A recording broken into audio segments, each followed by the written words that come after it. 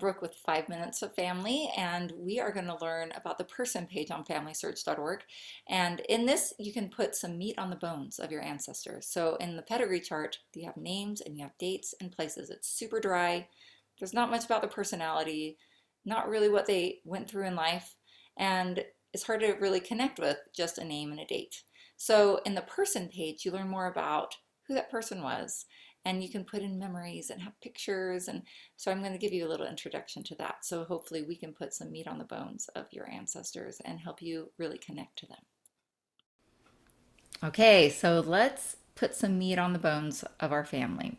More than the pedigree chart, right? We don't want just the names and the dates and the places. That's the skeleton. There's not a whole lot there to really connect to your family.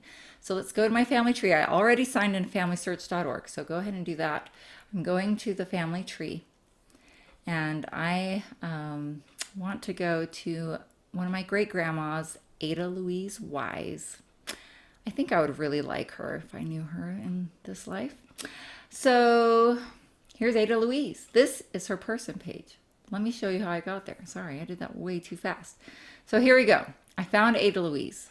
I'm going to click on her name, and I'll get this little summary. I get her name and some information of where she was born and died. Someone else put this information in there on Family Search. I didn't.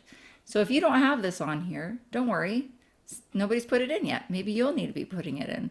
But they should have this option to go to your person page. Here's where you can see them in a tree and have them be the center person. But we are talking about the person page today. I like to call it a personal profile page. But I think Family Search calls it a person page. Let me make the screen bigger. Okay. Oh, but I lose my video if I do that. Do y'all really want to see me talking? All right. So here is her personal profile. We have her name and a picture someone else put in there and a summary. We have what could be a life sketch if someone wants to write a quick little blurb on her life, a little paragraph, maybe summarizing her life a little bit. You could add that in there. I could add that in there. All I would need to do is click add, and it would give me a box for all these. If you want to add to it, write it in. I would type it into Word or into a word processor first and get some spell check in there. Okay, so we have her name, birthplace, death place and date, burial. Again, this all will differ from person to person in your tree, but there's a lot of information in this in other information. You can have military records, census records, immigration information. There's a lot of information you can have in this other information. Bar mitzvahs. There's tons of different events you can put in this other information that could really fill that person's story. And you can find documentation on this stuff that you can look for them in documents of history. It's really cool. And I'll show you just real quick. We'll do a whole video on how to research, but this is a page that you would keep the information on. So I scrolled down from other information. Here's family members. It shows her in 2 generations. It shows her as a spouse and mother of her kids. It also shows her over here as one of the children. Let me move my face over. So here's her as a child and all her siblings. I love these names. Adolphus Eugene. All right, so she also had other spouses. So if you know a person was married more than once, you can add in the other spouses and select which marriage shows up as your main marriage in your tree, like as the one that shows up that's connected in your tree. And you can add parents, biological, adopted. We talked about this before. Here on the right, it gives you some research tips. This is where we'll talk later about searching in the records for your family to get more information in there. It's really exciting.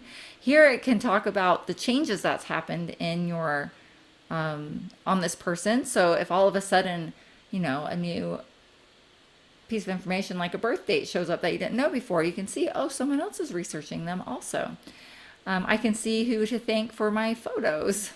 So nice. There are some other things that you can do with this person, and I'll talk about those in another video. finding possible duplicates. Sometimes the same person's in Family Search twice, but Family Search doesn't know they're the same person.